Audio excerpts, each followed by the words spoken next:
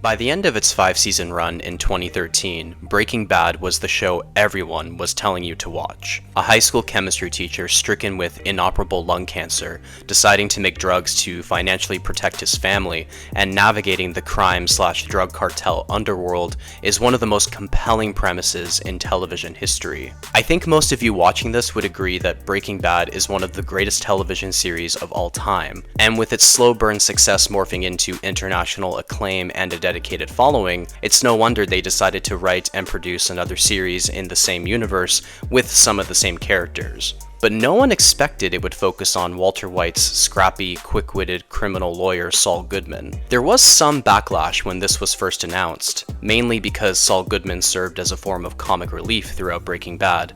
Not all the time, but most of the time. Saul was one of the least developed characters in the series, so why on earth would Vince Gilligan and Peter Gould focus on his origin story? Besides the obvious fact that his underdevelopment opened up a chance for expansion. But it's safe to say Better Call Saul both exceeded and defied expectations by the end of its 6-season run in 2022. While having many obvious similarities to Breaking Bad, Better Call Saul is a very different series, one which many people claim to prefer to Breaking Bad. Not everyone, of course, but enough people that it's become a popular topic of discussion. But this video essay isn't about which series is better, because they're both of equal quality. I think we can all agree on that. Rather, I want to explore why some people personally prefer Better Call Saul to Breaking Bad. Of course, many do prefer Breaking Bad, but there seems to be a consistent enough preference for Better Call Saul from many fans, to the point where I think it's worthy of exploration. We'll talk about their similarities and differences, and then explore the main overall reason why some of us prefer the adventures of Jimmy McGill to the adventures of Walter White. The reason is less complicated than you think. If it's your first time here, my name is Quentin. I'm a writer, a teacher, and sometimes performer. It's time yet again to look at the artistry of Better Call Saul,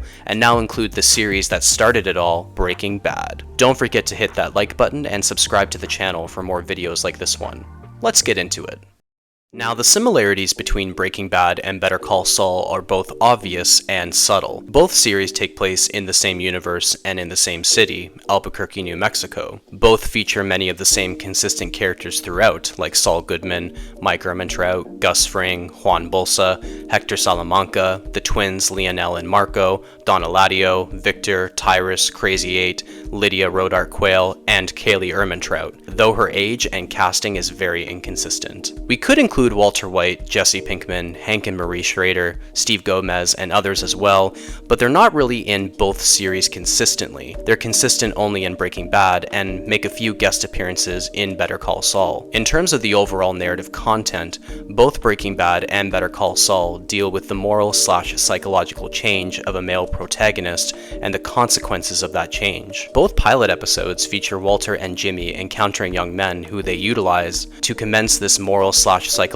change. Walter blackmails his former student Jesse into partnering with him to cook drugs, and Jimmy enlists the help of the Skater twins to participate in a scam to obtain a high-profile case. Both have disastrous and violent results. The difference being that each protagonist initiates change out of different desires.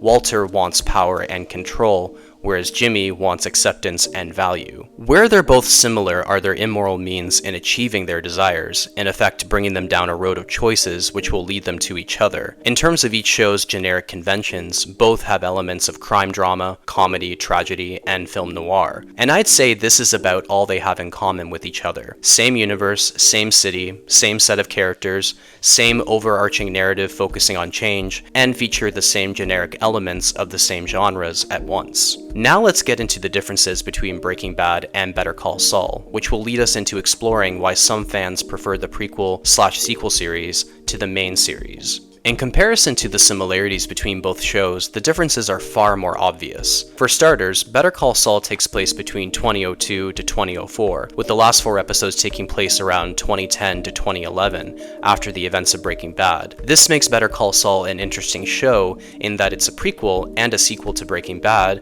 as well as being a show that can be enjoyed on its own. I actually know people who have only seen Better Call Saul and have no interest in checking out Breaking Bad. Shocking and offensive, I know. Breaking Bad takes place between 2008 and 2010, beginning 4 years after the events of Season 6, Episode 9 of Better Call Saul. The visual aesthetics of Breaking Bad and Better Call Saul are obviously different as well, even just by comparing two frames side by side without watching either show. Technically speaking, Breaking Bad is primarily filmed using 35mm film cameras, whereas Better Call Saul is primarily filmed on digital cameras. The use of 35mm film gives Breaking Bad an earthy, saturated, grainy look, like an old-school western. In fact, Vince Gilligan originally wanted the series to be filmed in CinemaScope, a popular format for movies from the early 1950s to the late 1960s, but AMC didn't allow that. I would assume because it would have been too expensive, and maybe they worried viewers in 2008 wouldn't have been that receptive to that kind of look for a TV show. I mean, even their other original series, Mad Men, a show set in the 1960s, wasn't allowed to utilize a format like that. When you combine this earthy, grainy film look with a lot of handheld cinematography, fast-paced cutting, and visually striking montages of drug production, Breaking Bad has this visual grittiness and frenetic energy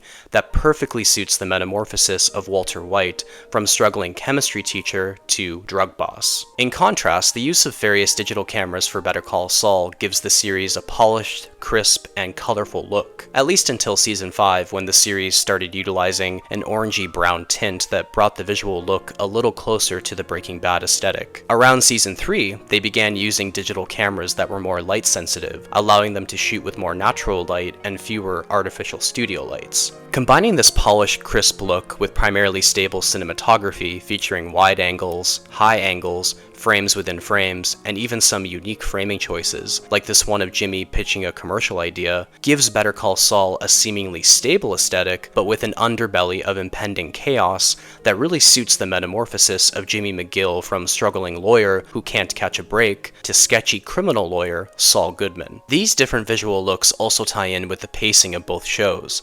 Breaking Bad is fast-paced, like a neo-western crime drama, and Better Call Saul is slow-paced, like a character tragedy. We can see this by comparing the Season 1 finales. By the end of Breaking Bad's first season, Walter and Jesse have gone into business with unhinged Tuco Salamanca. By the end of Better Call Saul's first season, Jimmy has decided playing it straight as a lawyer isn't getting him anywhere in Albuquerque after visiting his Chicago scammer friend one last time. This pacing also ties into another crucial difference with the narrative construction of each series. Breaking Bad is plot-driven, whereas Better Call Saul is character-driven. Breaking Bad deals more with what happens to the characters and how they react to these events. Walter decides to cook drugs after receiving a lung cancer diagnosis, for example. He reacts based on an external event. Better Call Saul deals more with the psychological dynamics between characters and how they react to these dynamics. Jimmy starts to rethink his legal career after learning that his brother Chuck has been holding him back and deeply disapproves of him being a lawyer, for example. He reacts based on a complex sibling relationship.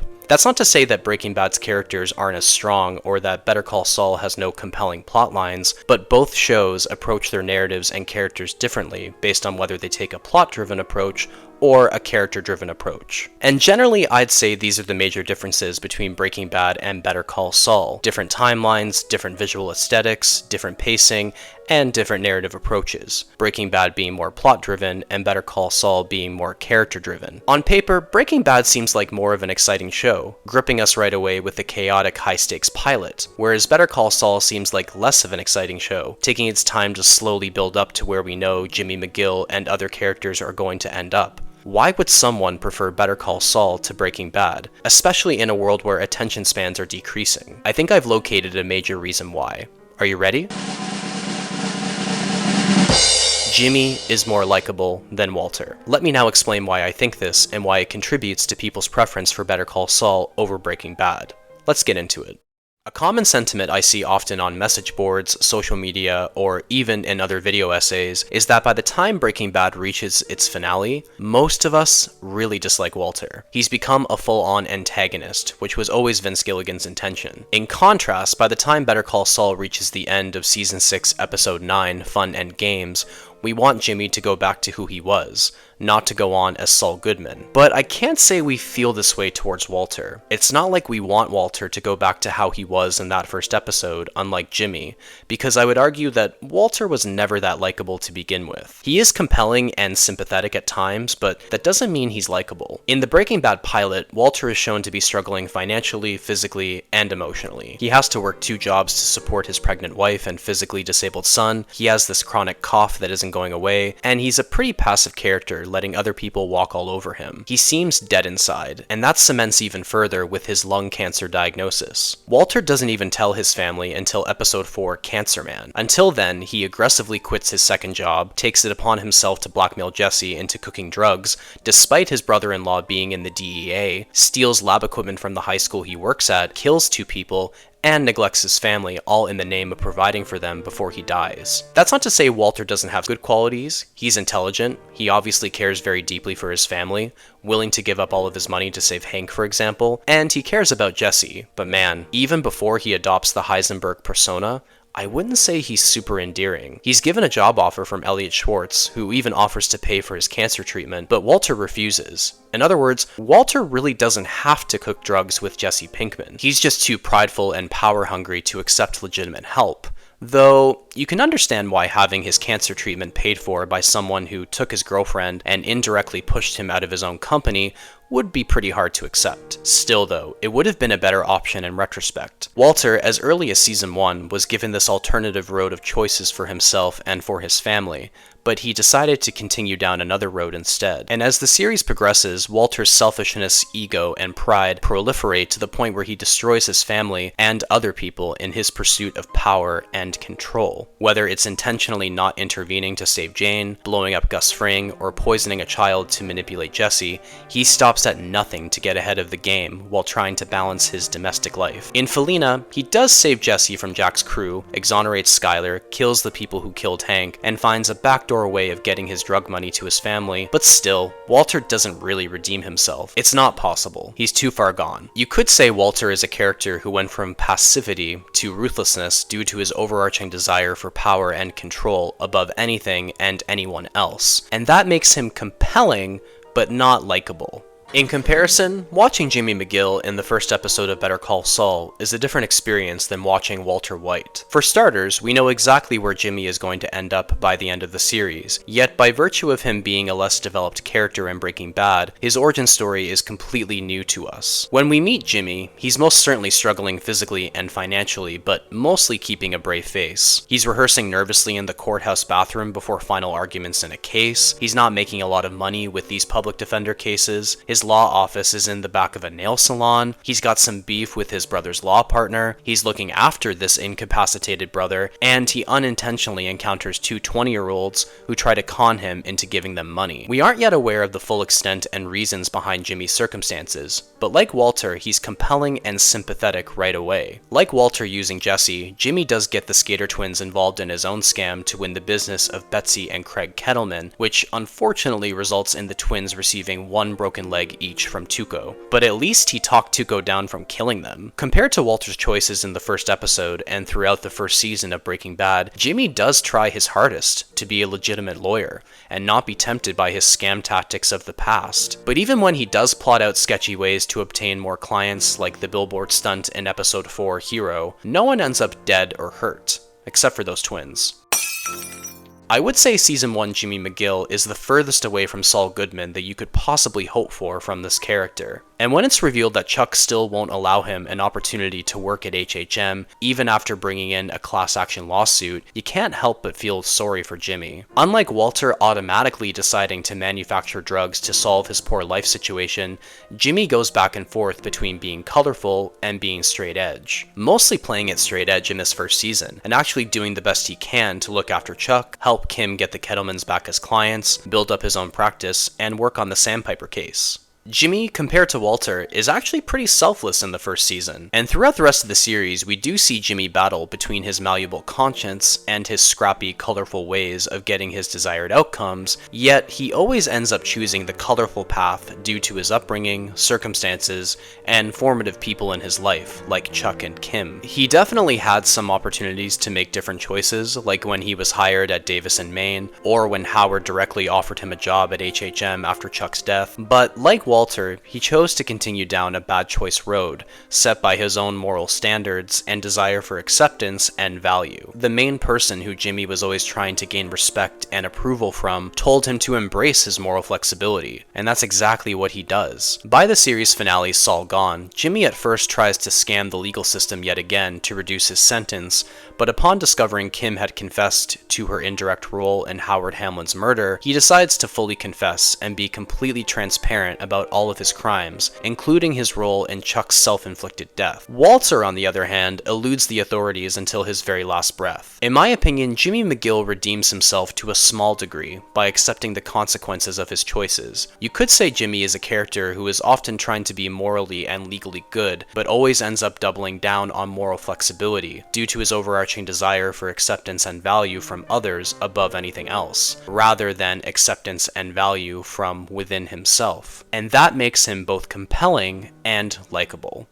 Now, there are many other reasons why some people prefer Better Call Saul to Breaking Bad. Some enjoy the slower pace, the character-focused drama, or the different visual style, but I really believe it's mainly because the experiences of watching both characters are vastly different. Watching a character trying to improve their ways but failing is more relatable and likable than watching a character do everything they can to selfishly achieve their desires. Both Walter and Jimmy are anti-heroes. We're meant to feel compelled yet shocked by their choices, and I'm not saying we like Jimmy all of the time, or that we dislike Walter all of the time, but I'll leave you with one final comparison. Walter dies having successfully broke bad, whereas Jimmy lives and accepts that he'll be in prison for the rest of his life, but with good behavior, who knows? The ending to Walter White's story is pretty bleak. His family will never be the same, while the ending to Jimmy McGill's story carries a hint of optimism. He's found some peace, self-acceptance, and responsibility, and that's why people often prefer Better Call Saul to Breaking Bad. Or maybe you prefer Breaking Bad to Better Call Saul. Tell me in the comments.